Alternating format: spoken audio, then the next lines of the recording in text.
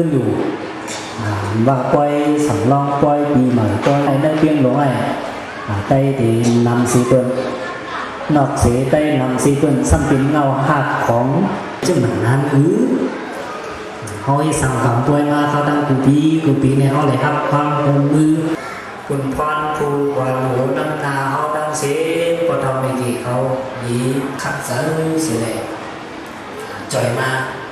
จังเขาตั้งจุดสังขารของอนุโมทนายินโจมเปิดกายินโจมปีในเขาใครยินโจมกว่าข้าวนาแทนหามันดีได้ปีที่เขาทอดกูปีเขาก็ของเป็นฝังปล่อยปีเหมือนนั่งกูปีปล่อยปีเหมือนในมันเปิดการตั้งปล่อยสำรองต่างกับเขาปล่อยสำรองในมันมีโซดาหน้าสุ่มไหลสุ่มนั่นลูกน้องไปลูกน้องมันมีมีน้ำเข้าคาสลัดกาเทียนทีเทียนสามเทียนสักเทียนนักสิเดียวเลยอานันตสิหงหงจงจงเทเป็นกันเสเสเสกันด้วยตาโนสาธุสาธุสาธุ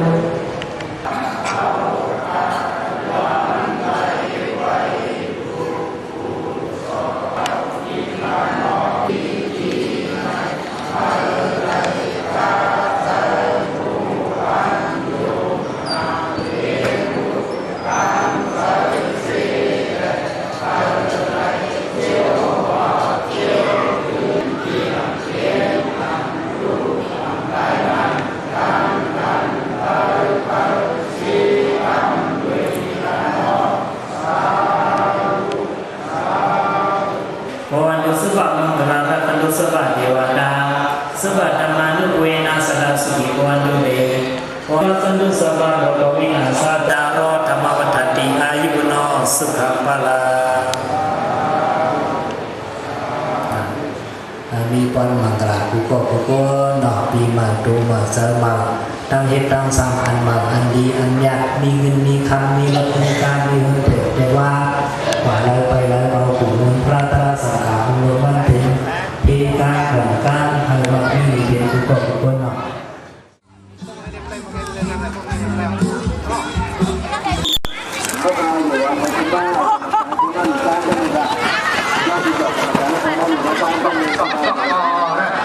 ท่านหลักก็ยังยึดปากก็มันยกโยนี่ขนาดนั้นเพราะเขากินเนาะทำเพราะเป็นยกคนกินเนาะนี่นะเรา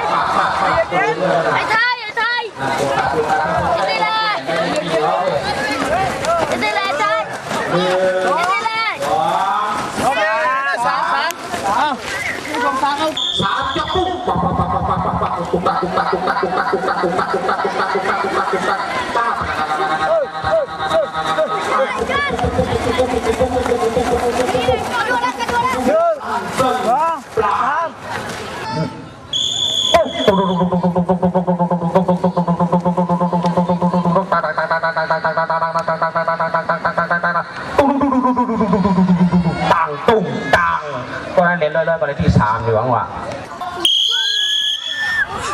โอเคถอยนั่งก้าว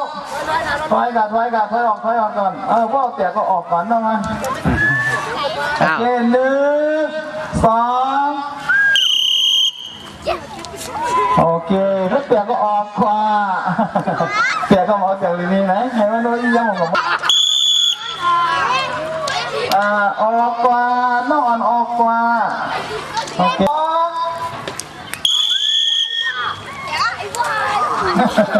ออกขวาโอเคถอยโอเคออกกันทั้งคู่แล้วกัน2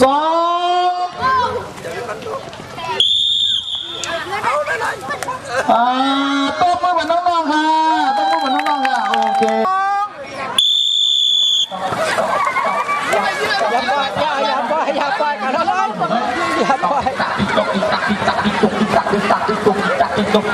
อันตั้งหลังได้กว่าแล้วน้อยกว่ากระตุ้นเถื่อนเนี่ยปังปังปังเอาไปจริงๆเนาะเดี๋ยวถุงเยอะหนาล่าเนี่ยก็ต้องหลังได้ตอกคัดจะยังให้ถึงในที่หลวงก็ยากคัดจะยังให้ถึงตอกลูกมันลุกขึ้นเนาะจะให้ถึงนะตอกจริงๆก็อีเล็กที่นี่ตั้งใจนะตั้งใจใช่ไหมอ่ะตอนกำลังงานอยู่นะตักอันรู้ไหมเขาก่อนที่ยกไข่เทียบปักไปขนาดได้เขียนมันหนาบ้านนอกตักเขียนลงมาตักอ้าวเลยกรรมการพวกนี้น่าพอบ่กินน้ำเป่าเปียงกาบดินบาดอะไรเยอะเป็นคนในเดียเตี้ยดินฟาติลูกผู้สลาละลายฟาดีหักเอาเลยแล้วพวกนี้กวาดอันนี้กินเล่นเราก็กินยาก็ออกมาเราได้กันเลยเนอะพวกผมเพื่อนก็เอากินยากินเย็นกินเอาเลยคนแหล่งนี้เนาะเอาเป่าเปียกชาเก็ตลุกมานี่เราปกท้าเนี่ยพวกเพื่อนลูกผู้สลาได้เจียวอะไรอ่ะนั่นถ้าพวกนี้แล้วว่าเดียนหายไปเลยว่าช่วงเรียนก่อนเนาะช่วงเรียน2 เดือน2 เดือนพวกเตรียม2 เดือนเนี่ยผ่านขนาดที่ไหนดูตัดใส่ได้ชื่อไว้เอาร้อยยิบก่อนแล้วยิบก่อนแล้วอ่อนลงเราควรจะมาผ่านเดี๋ยวควรจะมาชี้ตังเพื่อนจะชมดู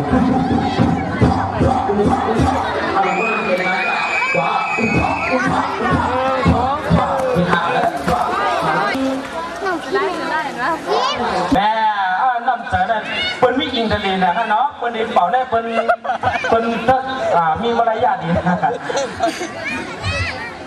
กำไรดีมีเกิดการขับรถไปจำกวงกรรมการนั่งล้มดวงเลยขับแรงยื่นข่าวนั่นแล้วค่ะ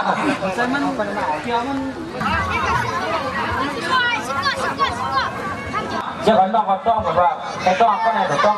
พวกผักว่าจะลูกกินเยอะไม่ออก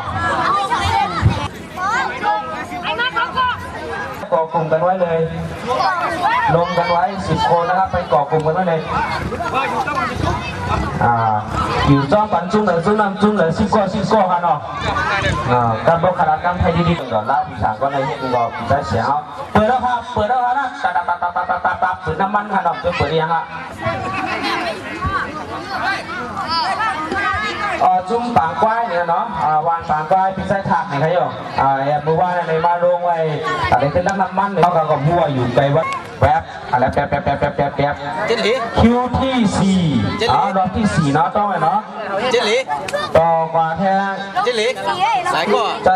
ใจเสียงมือมาจกเลยขนาดใจเสียงมือตีญารอบ3คิวที่7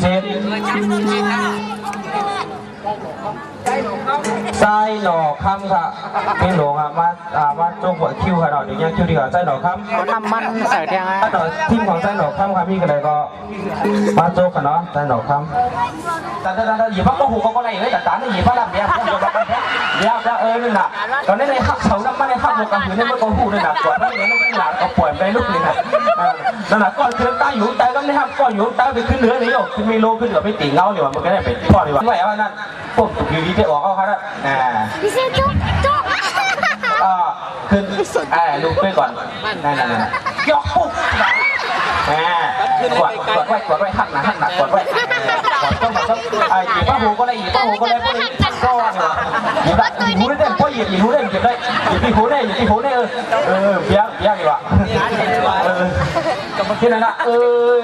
หยิบไปนั่นนะหยิบนั่นนะก็ไปจับกันพวกหูก็ได้เลยขนาดนี้ก่อนก็ต้องหยิบพวกก้อนจัดกับคนตู้กันอะไรก็คนหยิบว่าไม่หยิบป้าได้เลยผมได้เดี๋ยวได้นั่นเลยอย่าพี่หนุ่มต้องเต้นเลยเนาะไอ้ลูกตุกลูกก็ต้องเต้นได้ขั้นจะลูกเหมียวตัวรุ่นนั้นนะจะเปิดเหมียวได้หรอคนเล่นการได้เหมียวหยาบแล้วก็เล่นของทางว่าหนูเอายกยังมันเลยก็เชี่ยวยกอยู่ยัง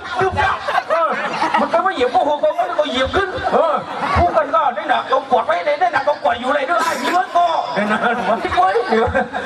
มีคนได้อินของนกไม่มีใครกินก็ดีเพื่อนเขียงคนได้เดี๋ยว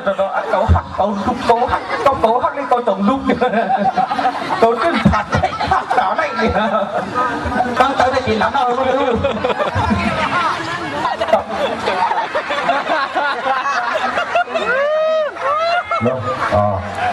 น่ะอันตั้งหรือแต่ตั้งหูรับตายถูกที่นี่อันตั้งแต่นั้นเคยขับแล้วฮะเนาะตั้งหรือในหน้าถูกแก่ถูกที่นี่ตั้งแต่แต่อาตรงพวกโทษทำพวกสังคุยย้อนหมันตายกำลังมาแล้วยอกกอแพงคือหัวหวาแพงยอกกอแพงคือหัวหวาแพงก็ว่าเขาได้เสียเปรียบคนเย็นปันหูเลย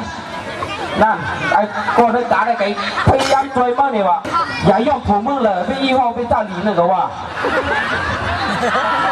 เลยอย่ายอมถูอย่าย่องหงอย่าย่องเพราะว่าหยิบมันหูนั่นนะหยิบมันหูนั่นนะไม่ดีหยิบผมเลยนั่นน่ะ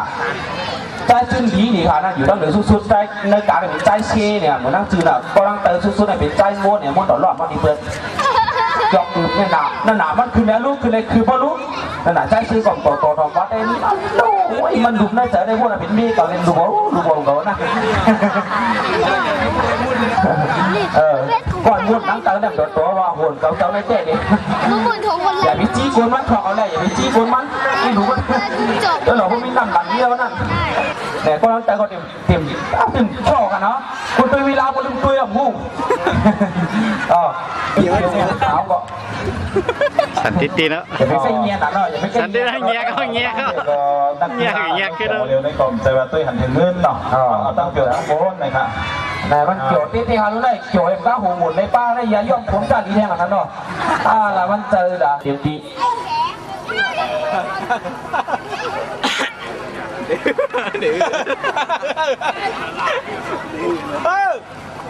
อยากขี่ชนน้ำก็รอชุดหวานอะไรครับพวกพ่อมาครับนั่นน่ะก็ได้คู่ก็ได้ขับพูดว่าขึ้นเลยบอกกันได้จ่าบอกกันเหือก็ได้เห็นในขนาดนั้นว่าเงือกกว่าที่ไหนมึงนี่กับไอ้เฮือนน่ะเงือกไปไหนถูตัวไหนก็ตั้งแต่ได้ใครสั่นดีๆแล้วอ่ะเป็นช้างตัวเก่งสั่งร้องยังไรเนี่ยจ้างร้องก็ยังหับมาว่าบอกกันได้3ก็ปีหันเนี่ยตั้งผ่ายฮานก็ขึ้นเป็นกูกันแล้วนั่นแหละนั่นแหละตัวเขาตั้งผ่ายจ้าเล่ๆกล่อมตัวนั้นการขึ้นแล้วเขาเนี่ยเขาเลยตุ้ยของซอลูกเขายาของซอเขาเนี่ย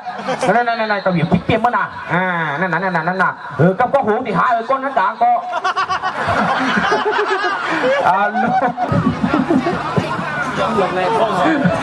ลูกตุ้ยหลัวแล้วเลยนั่นน่ะก็กวาดที่ไหนเขาหักหนาลุ้นไหนเขาไหนนั่นน่ะลูกมันต่อมาก็ลูกอยู่เต็มตั้งลูกก็เพื่อพม่าปิดบัตรพม่าไปตั้งหัดตั้งก็เลยก็เลยปีไซเลยกาเลยก็คืนก็เลยป้าก็หยิบไปรุ่นดีวะก็ต้องแต่เคยขับจ้ามาเลยหยิบสองก็ปีเดินก็ได้แหละตั้งแต่ว่าคนดีสิก็ว่านี่เราก็ตั้งเส้นหาด้วยนะเนาะตั้งนั่นน่ะมันเบียร์ขึ้นน้อยๆได้ก็เบียร์นั่นตั้งเหนือนั่นเพราะว่าก็ได้2 ปอง 3 ปอง 4 ปอง 5 ปองไม่ถึงว่าน่ะก็อยู่ตั้งเหนือนั่นก็คงก็ต่างแดดได้ไม่วีเว่งเขาในเนี่ยวะตอนได้กับนี่เหรอเพี้ยนเรากับย้ำนี่เขาได้กดสนน้ำมันที่ไหนไว้ที่คุยว่ากันอยู่ในเวลาคุยนี่วะนะคือเรื่อง30 วิขนาดนั้นเสียเสียคือเรื่อง30 วิกอบเลยบ่ลอยหรือบ่ลอยก่อนอยู่นะกอบเลยมาลอยก็นี่ต่อก็นี่พูดแบบตามเลยพอเดินตามก็หยิบในมือได้เลยเนี่ยนะวะมันต่อค่ะใจยืนเราอยู่ตั้งแต่เนี่ยนี่ตาใครกินเที่ยวไว้น่ะมันหูสันนิษฐานก็รู้ยังหยิบปักก็หูก็ได้หยิบปักก็หูก็ชนเอาวะนั่นน่ะหูรับตื่นเจอนั่นเจออะไรดีนะ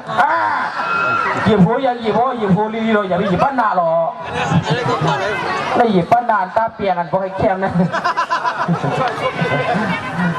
คือเดินแล้วก็แค่3 ปองไปก็ว่าแค่3 ปองไป2 ปองถึงแล้วแค่3 ปองไป4 ปองเป็นมีบทอีสังลางกว่ามู หลวงพ่อลอยหลวงพ่อลอยจงขาขึ้นหันกดเราได้4 นาทีปันเจอปลาเพียนให้กันปันเจอพาเรืองฮะในเตรียมความมาดีนะลุงก็พวกเราเป็นคือในชมให้ผ้าเราลงเนาะต่อเอาในตัวไว้ปลางนี่เมื่อกี้ได้เป็นส่วนลับก็ได้เป็นส่วนเหลือเว้ยไทยเอาไว้น่ะมันต่อภาษาอันใดก็มีอยู่นั่นน่ะอันนี้มันปุ๊บขึ้นเลยเดี๋ยวละนั่นคืออะไรต่อก็เอาก็ไม่ได้นั่นน่ะพวกมันเจ้าพาอะไรก็เดี๋ยวนั่นน่ะอะไรว่าเขาได้ก็ยกได้ก็กินเกียบแค่ว่ากินเกียบได้นี่ว่าว่าขึ้นเขาต้องทำว่าเขาก็ขึ้นเขานั่นน่ะก็ให้ไหนได้ก็ขึ้นเลยนั่นเดี๋ยวนั่นน่ะพวกขากับเจ็ดได้ขึ้นแล้วเดี๋ยวเกียบตัวคนหลังนั่นน่ะก็ได้ได้ถ้าเกิดเขาอยากไปคำเขาทุกคำเขาเยอะหรออย่าลืมเวลาเขาหน่อยเขาบอกเยอะ4 นาทีเนาะเจอเพียงนะ4 นาทีนักน้ำมันเจ็ดเอาไว้นั่นต่อมาได้มันค้างไว้เลยอย่าปันลอยอย่าปันทุก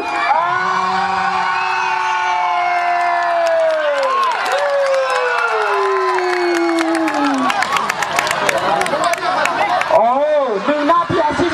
โอ้โหโลกก็ไล่เลยว่ะนั่นน่ะมันต่อเอาโหโลกว่านั่นก็อย่าไปโลกไว้หรอกเนาะต้องป้องหัน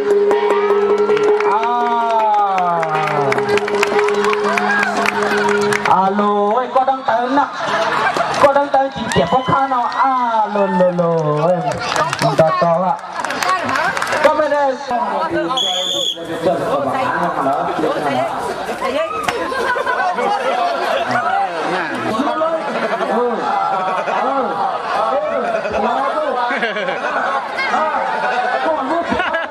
ทีมก็มีอ่ะ